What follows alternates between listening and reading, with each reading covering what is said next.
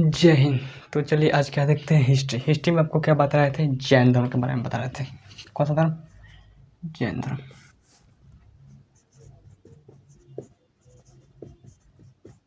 कौन सा बता रहे? जैन धर्म। जैन धर्म के जो पहले तीर्थंकर थे कौन थे? ऋषभदेव। पहले तीर्थंकर कौन थे? ऋषभदेव।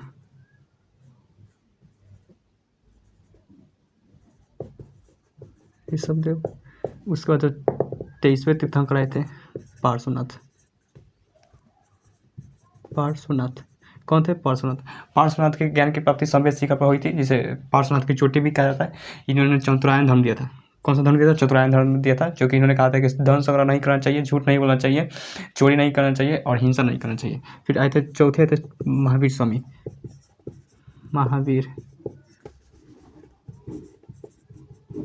महावीर स्वामी। महावीर स्वामी जो थे, इन्होंने क्या किया था? इन्होंने पंचायन धर्म को दिया था। इन्होंने ब्रह्मचार्य को भी शामिल कर दिया था। इनके जो इनका जन्म जो हुआ था वो कहा था कुंडग्राम में। कुंडग्राम में हुआ था इनका जन्म।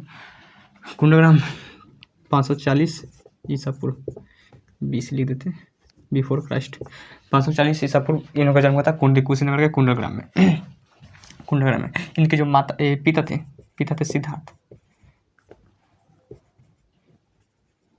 इनकी माता जो थी त्रिशला। इनके भाई जो थे नंदी वर्मन। इनके जो पत्नी थी यशोदा। इनके जो बेटी थी प्रियदर्शनी।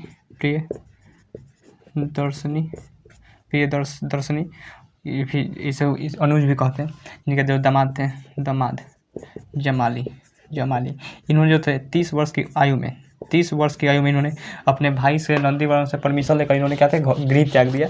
और इन्होंने 12 वर्ष जाकर कुशीनगर जाम्बिक ग्राम में, कहाँ पर? जाम्बिक ग्राम में इन्होंने कठोर तपस्या किया। कठोर साल वृक्ष के नीचे, साल वृक्ष के नीचे ऋजुपालिका नदी। तो इन्होंने ऋजुपालिका नदी के नीचे क्या किया था? कठोर तपस्या किए थे। तो कठोर तपस्या करने के बाद इन्होंने क्या थे? ज्ञान की प्राप्ति हुई। तो जब ज्ञान की प्राप्ति हुई तो इन्होंने कहा, इसे कहा गया वर्धमान। क्या था? हाँ, जब इनको 30 वर्ष की उम्र में जब ज्ञान की प्राप्ति हुई तो इन्होंने कहा गया वर्धमान। क्या कहा गया? वर्धमान निग्रोथ। वर्धमान या फिर निग्रोथ या फिर जिन कहा गया। क्या कहा गया? वर्धमान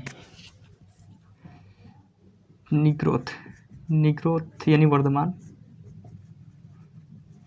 निग्रोध का मतलब होता है कि सब चीज़ों से मोह माया त्याग देना। क्या कहता है? मोह माया त्याग देना, या मतलब बंधनों से मुक्त हो जाना। क्या कहते हैं? निग्रोध को आता है। तो निग्रोध। तो उसके बाद इन्होंने कई सारे उपदेश भी दिए थे कि जब ज्ञान की प्राप्ति हुई तो कई सारे उपदेश दिए थे। इन्होंने पहला उपदेश दिए थे तो राजगीर दिए थे। राजगीर दिए थे। और इन्होंने अंतिम उपदेश देंगे तो पावापुरी में दिए थे। पावापुरी कहाँ दिए थे? पावापुरी। तो पहला उपदेश कहाँ दिए थे? राजगीर। और अंतिम उपदेश कहाँ दिए थे?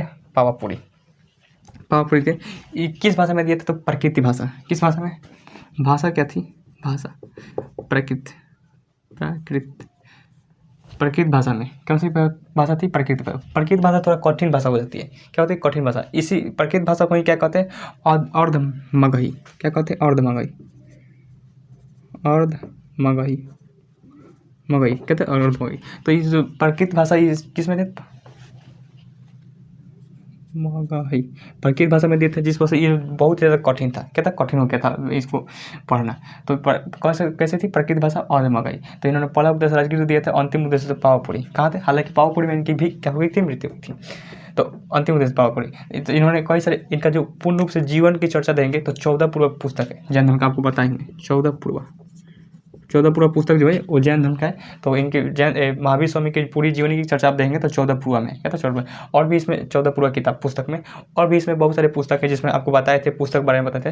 तो जैसे आचरांग। क्या था? आचरांग। अच्छा, आचरांग सूत्र, कल्प सूत्र, आचरांग सूत्र, कल्प सूत्र, और भी बहुत सारे पुस्तक बताए थे। 12 अंग 12 उपांग, आचरांग सूत्र, कल्प सूत्र और भगवती सूत्र। 12 अंग 12 उपांग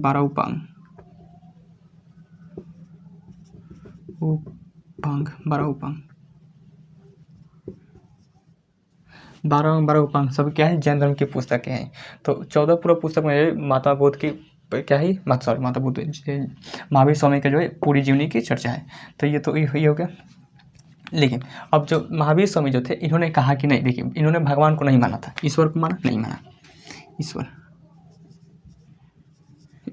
इन्होंने ईश्वर को नहीं माना। इन्होंने कहा कि ईश्वर कोई नहीं होता है, ईश्वर नहीं होता। इन्होंने कहा था बलि पर रोक लगाता, जीव हत्या पर रोक, बलि पर रोक देता, जीव हत्या पर क्या कर देता, रोक लगा देता। इन्होंने जीव हत्या पर रोक लगा देता, बलि पर रोक लगा देता। कर्म कांड को भी नहीं माना था, कर्म कांड को भी क्या था, नहीं माना था। इन्होंने खेती पर भी खेती करने पर भी क्या कर दिया था, रोक लगा दिया। जीव हत्या पर सब क्या करते थे, रोक लगा दिया था।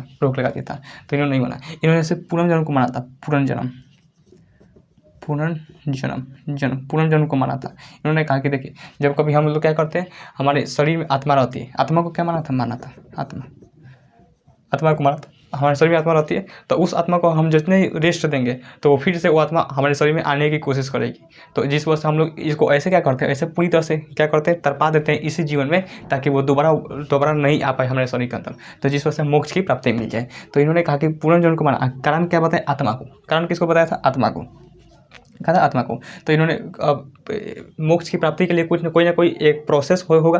तो उस प्रोसेस को क्या कहा गया, कठोर संलेखना विधि। मोक्ष प्राप्ति के लिए कठोर संलेखना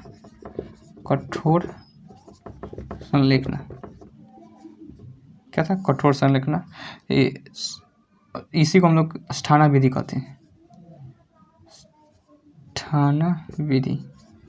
कठोर संलेखना का मतलब क्या कैसे होता है कि आप पूरी तरह से क्या कहते हैं, खाना पीना त्याग देते हैं, हमेशा के लिए खाना पीना पूरी तरह से त्याग देते हैं और आराम से चुपचाप बैठे रहते हैं, वो सब क्या कहते हैं, कठोर संलेखना।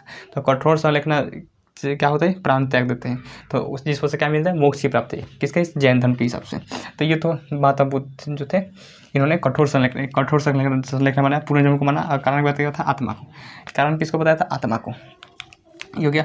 अब इन्होंने इनकी जो महावीर स्वामी के जो पहले शिष्य थे, क्या थे, पहले शिष्य थे महावीर स्वामी के प्रथम शिष्य जो थे वो कौन थे, इनके दामाद जमाली। और जो महिला जो थी वो कौन थी, महिला जो थी वो चंपा थी। कौन थी, चंपा। तो इनके पहले शिष्य जमाली थे और पहली महिला जो शिष्य जो थी कौन थी, चंपा। तो ये सब क्या थे, ये शिष्य थे किसके, महावीर स्वामी के क्या थे, शिष्य थे। उसके बाद जो जैन भिक्षु जो लोग रहते थे, मतलब अब इसको तो ये घर में तो रहेंगे नहीं, क्योंकि सब कुछ त्याग दिए। तो जहाँ पर जैन भिक्षुक रहते थे, तो भिक्षुक का जो घर था उसे वासुदेव कहा गया। जैन भिक्षुक उसे वासुदेव कहा गया। वासुदेव क्या कहा गया, वासुदेव। तो जहाँ पर लोग जैन भिक्षु रहते थे उसे क्या कहा गया, वासुदेव। क्या कहा, वासुदेव। उस पर महावीर स्वामी तो इन्होंने त्रिरत्न दिया था। क्या था, त्रिरत्न दिया था। कौन महावीर स्वामी त्रिरत्न क्या दिया था, त्रिरत्न दिया था। नॉलेज फेथ करता, सम्यक ज्ञान, सम्यक विश्वास, सम्यक आचरण। सम्यक ज्ञान, सम्यक विश्वास और सम्यक ज्ञान, सम्यक विश्वास, सम्यक आचरण। क्या था, आचरण। यानी आपके पास क्या होना चाहिए, ज्ञान होना चाहिए, अब आपके अंदर विश्वास की भावना होनी चाहिए, और आपके आचरण क्या होता है, शुद्ध होना चाहिए। तो इन्होंने त्रिरत्न दिया था, सम्यक ज्ञान, सम्यक विश्वास, सम्यक आचरण। KFC knowledge faith character. क्या था, नॉलेज फेथ करेक्टर। तो KFC। तो त्रिरत्न कितने दिया था, महावीर स्वामी ने। त्रिरत्न किसने दिया था, महावीर स्वामी ने। उसके बाद इन्होंने त्रिरत्न दिया था, नॉलेज फेथ करेक्टर। लेकिन उसके बाद इन्होंने 70 वर्ष लगभग के उम्र में 468 ईस्वी BC ये सब बिफोर क्राइस्ट ईस्वी में इन्होंने क्या किया, इनकी क्या हुई, मोक्ष मिल गया। क्या था, मोक्ष कौन है, इनकी क्या हुई, मृत्यु हुई। मृत्यु को इन्होंने निर्माण कहते हैं। क्या था, निर्माण यानी क्या होगी, मृत्यु इनकी क्या हो गई, 1768 BC में क्या हुई, इनकी मृत्यु हुई थी। कहाँ पर हुई थी, पावापुरी में। पावापुरी में। तो उसके बाद महावीर स्वामी के बाद जब मृत्यु हुई थी, तो इसके बाद जो इनके शिष्य आए थे, तो उन्होंने उपदेश दिया था। तो इसके शिष्य के बाद कौन आए थे, इसके बाद कौन से शिष्य थे, तो आर्य सुधर्मा। कौन थे, आर्य आर्य सुधर्मा कौन थे? आर्य सुधर्मा। आर्य सुधर्मा जो थे इन्होंने क्या थे, इसके बाद उपदेश दिए थे। हालांकि इसके बाद और भी इनके शिष्य थे, एक थे श्वेतांबर, एक थे दिगंबर, दो और शिष्य थे। कौन थे? श्वेतांबर कौन थे? स्थूल बाहु और एक थे भद्रबाहु। देखिए, इन जब मृत्यु हुई थी उसके बाद कई साल बाद ये लोग अलग अलग आए। मृत्यु के बाद तो आर्य सुधर्मा ने क्या किया, उपदेश दिया था। इसके बाद धीरे धीरे और भी लोग ऋषि लोग आए तो उन्होंने क्या दिया था, उपदेश दिया था। लेकिन बाद में जब ये तो बिहार के धरती के पास रहते थे, बिहार के एरिया पर रहते थे इस तरह से।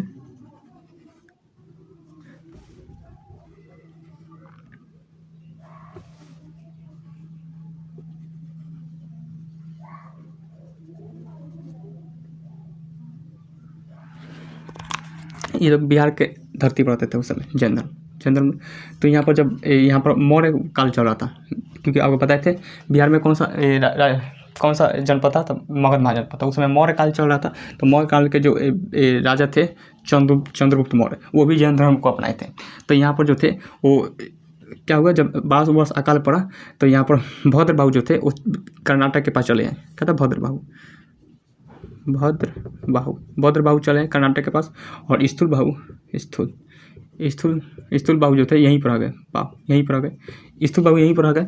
भद्रबाहु से इसके जो मगध के राजा थे चंद्रगुप्त मौर्य, इसके भी चंद्रगुप्त जो थे वो ये भी चले कहाँ पर? कर्नाटक में श्रवण बेलगोला पर इन्होंने कठोर संलेखना विधि द्वारा भी चंद्रगुप्त मौर्य जो थे प्राण त्याग दिए थे।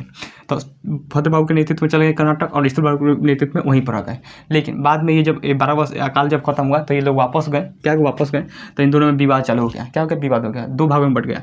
जो स्थूल बाहु के नेतृत्व में थे वो क्या कहलाए? श्वेतांबर। क्या कहलाए? श्वेतांबर। और जो भद्रबाहु के नेतृत्व में थे वो कहलाए दिगंबर। क्या कहलाए? दिगंबर। तो इसके नेतृत्व में दिगंबर, इसके नेतृत्व में क्या? श्वेतांबर कहलाए। लेकिन 2 भागों में बढ़ गया। अब जब वापस गए लोग तो ये लोग अलग डिजाइन से रहने लगे। ये जो भद्रबाहु जो थे ये लोग अपने वस्त्र नहीं पहनते थे, ये वस्त्रहीन क्या थे? वस्त्रहीन रहते थे। और श्वेतांबर के नेतृत्व में जो थे वो वस्त्र बनते थे सफ़ेद वस्त्र। क्या होता? सफ़ेद वस्त्र पहनते थे। तो 2 भागों में बढ़ गए। कौन? स्थूल बाहु और भद्रबाहु के नेतृत्व में कर्नाटक में गए थे, उसमें फिर वापस गए थे लोग, 2 भागों में बढ़ गए। फिर इसके बाद जब इसके बाद तो इसको मतलब जैन धर्म को रखने के लिए, जैन धर्म को याद रखने के लिए ये क्या था? सम्मेलन बुलाया जाता था। क्या था? सम्मेलन। तो जो पहला सम्मेलन जैन संगीति हुई थी, संगीति कहते हैं, पहली जैन संगीति जो थी 300 BC पाटलिपुत्र में। पाटलिपुत्र में 300 BC में क्या हुआ था? जैन संगीति हुई थी। इसके जो अध्यक्षता कर रहे थे वो स्थूल बाहु। कौन थे? स्थूल बाहु कर रहे थे। और इसमें जैसे कि जैसे नहीं कि बहुत भीड़ लगता है, जैसे महाकुंभ में अलग अलग लोग से अलग जहाँ तहाँ से लोग आते हैं महाकुंभ मेला में, उसी तरह से पाटलिपुत्र जब जैन संगीत हो रही थी तो अलग अलग जगहों के आए थे यहाँ पर। तो अलग अलग जो बड़े बड़े विद्वान थे उन्होंने एक पुस्तक लिखा जिसे कहा गया 12 उपांग। इसमें लिखा गया 12 उपांग 12 अंग। 12 उपांग तो बाद में लिखा, 12 अंग लिखा गया। तो किसके कौन? स्थूल बाहु क्या करते? अध्यक्षा करते थे। फिर 600 साल, लगभग 900 साल बाद, 900 साल तक ये तो जिंदा नहीं रहेंगे भद्रबाहु स्थूल बाहु। तो 900 साल बाद अगर इसमें BC चल गया, इसको 900 घटाएंगे तो 300 घटे तो क्या आ गया? ईसा मसीह के जन्म हो गया 1। फिर वहाँ से 600 जोड़िए, 6वीं शताब्दी में जो था क्या हुआ था? ये वल्लभी में हुआ था। वल्लभी गुजरात में जगह वल्लभी। तो वल्लभी में क्या हुआ? गुजरात में जगह वल्लभी में क्या हुआ था? दूसरी बौद्ध संगीति हुई थी, जैन संगीत हुई थी। इसके जो नेतृत्व कर रहे थे, तो प्रथम के जो नेतृत्व करते स्थूल बाहु, और जो द्वितीय जैन संगीत हुआ था इसके नेतृत्व कर रहे थे देवादी श्रवण।